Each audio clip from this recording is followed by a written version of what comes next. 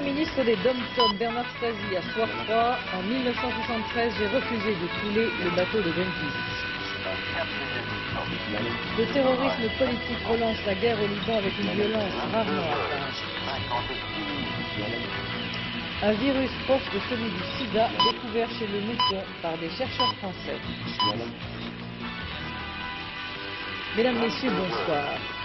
Moi, j'ai refusé de couler le bateau de Greenpeace. C'est ce que révèle à Soifroy Bernard Stasi, ancien ministre des Dom-Tom du gouvernement Messmer.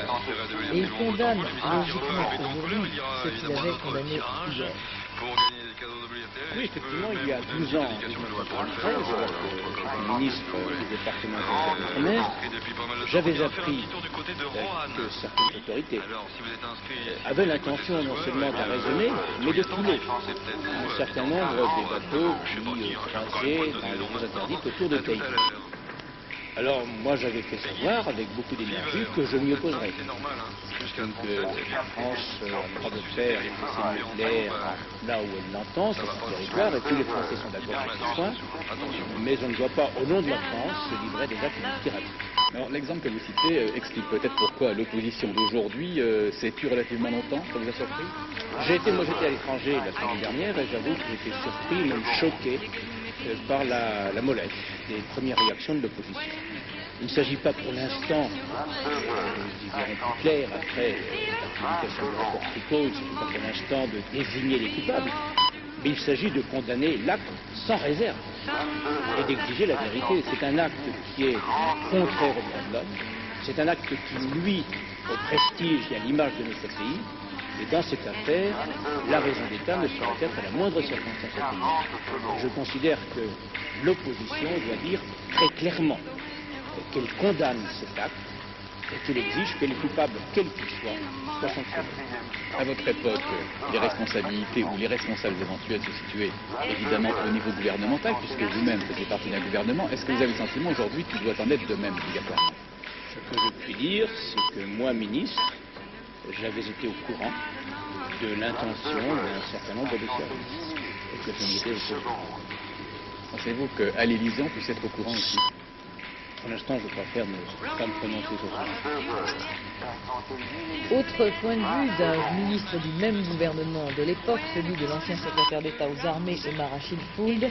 Le président Mitterrand a eu bien raison de tenir des propos d'une extrême fermeté, dit-il. Quelles que soient les erreurs commises ou les bavures face au contexte international, notre premier devoir est d'être solidaire. Quant au ministre de la Défense, Charles Hernu, il a répondu aux questions de nos confrères de FR3 Orléans au sujet de cette affaire Greenpeace. Nous l'écoutons. Vous savez, le service secret, on a du monde. Le service secret, moi je trouve qu'il devrait encore être plus secret parfois, c'est-à-dire au moins s'exprimer quelque chose. Vous allez démissionner. Écoutez, votre question est tellement drôle.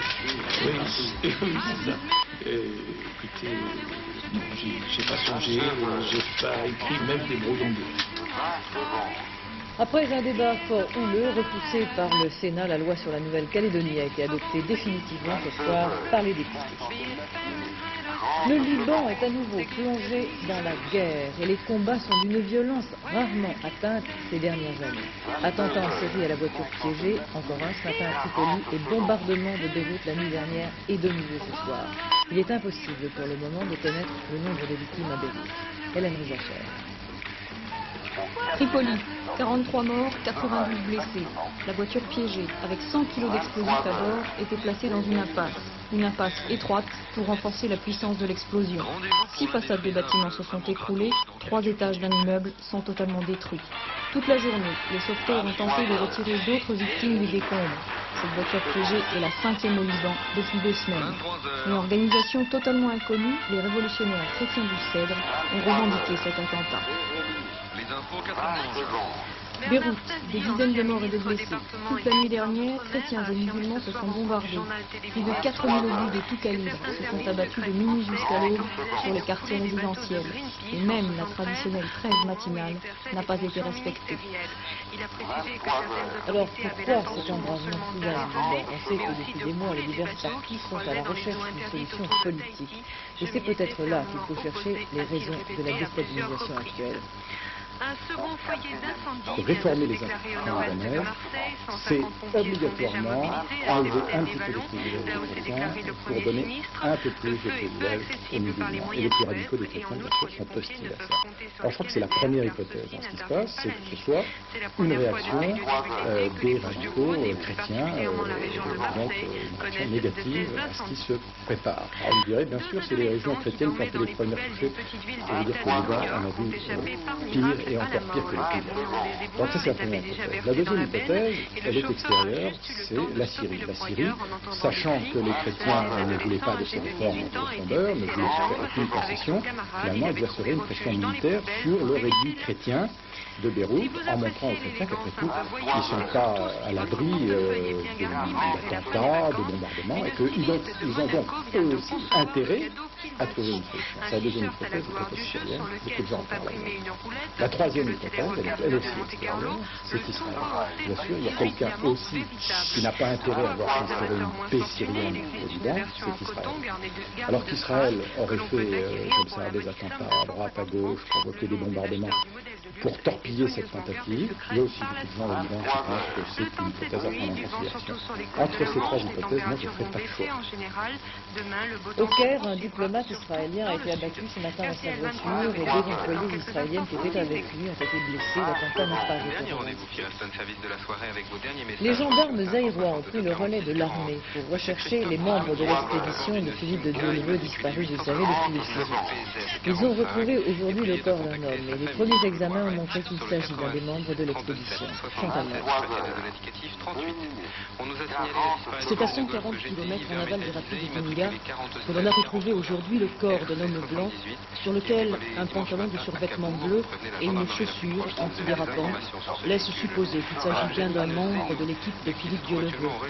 Un médecin français, l'un de ses coopérants militaires qui ont encadré la 31e brigade parachutiste zaïroise, a examiné ce corps tellement abîmé par un long séjour dans l'eau qu'il a été impossible de l'identifier. Il faudra attendre les résultats de l'autopsie pour en savoir davantage. Par ailleurs, l'hypothèse émise par Philippe Rochaud d'Antenne 2, selon laquelle un incident avec la gendarmerie zaïroise serait à l'origine de la disparition de Dieuleveult et de ses compagnons, cette hypothèse a scandalisé les plus hautes autorités de ce pays.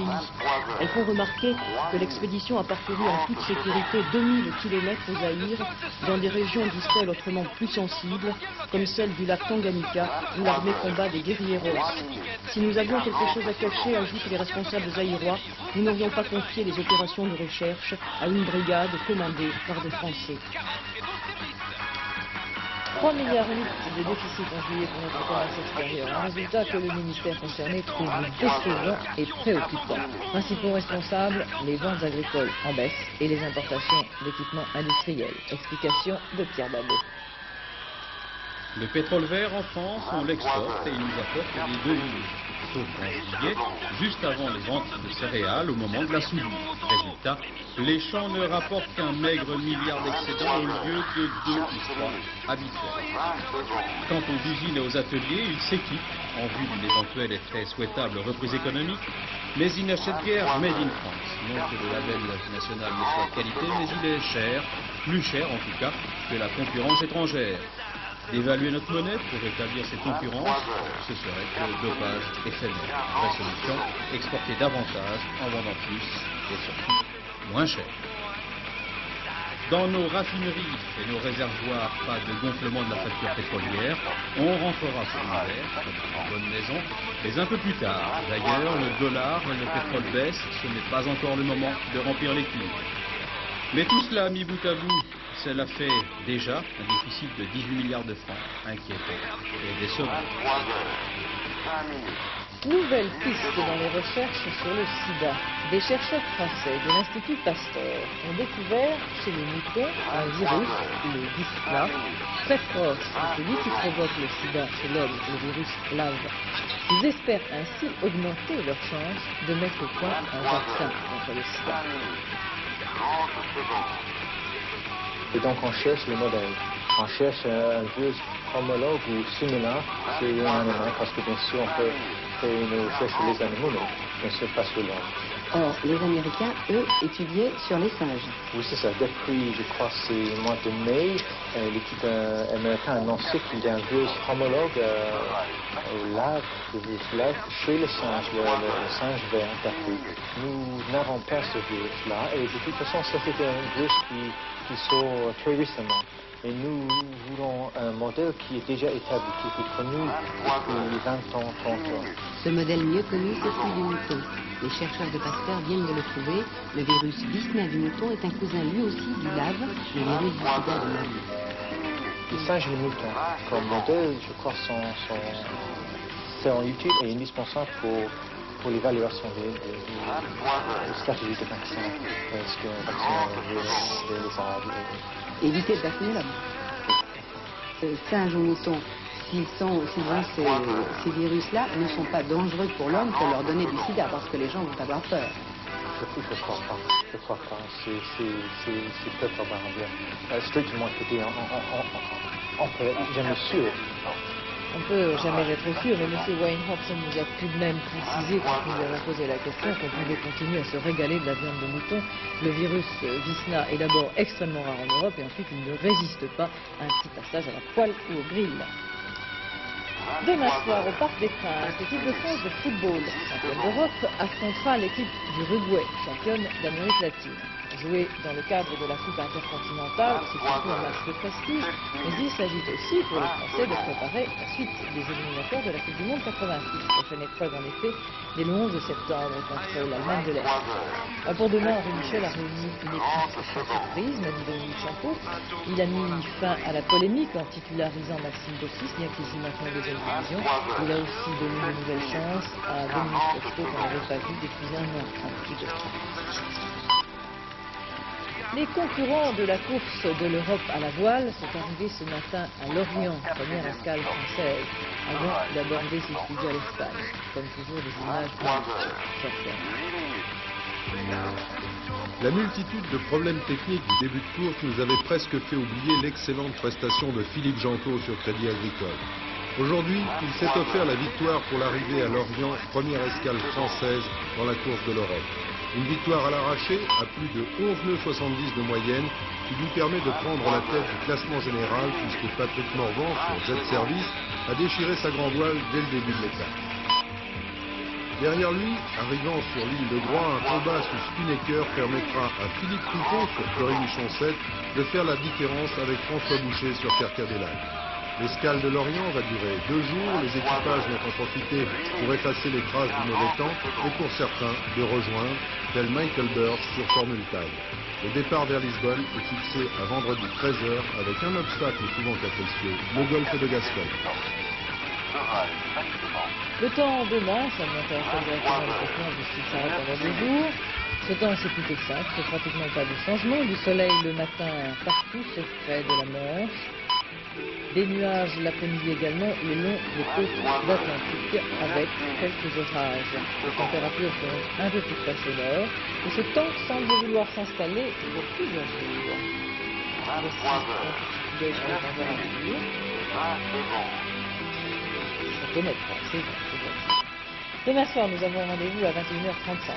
Avant de vous laisser tomber dans un escale en débutant la dernière séance, tout à fait journal, je rappelle les titres de l'actualité. À demain, bonsoir. L'ancien ministre des Dom-Tom, Bernard Stasi, à Soir-Froid, en 1973, j'ai refusé de couler les bateaux de Greenpeace. Le terrorisme politique relance la guerre au Liban avec une violence rarement rare. 3,8 milliards de déficit extérieur en juillet, décevant et préoccupant pour le ministère.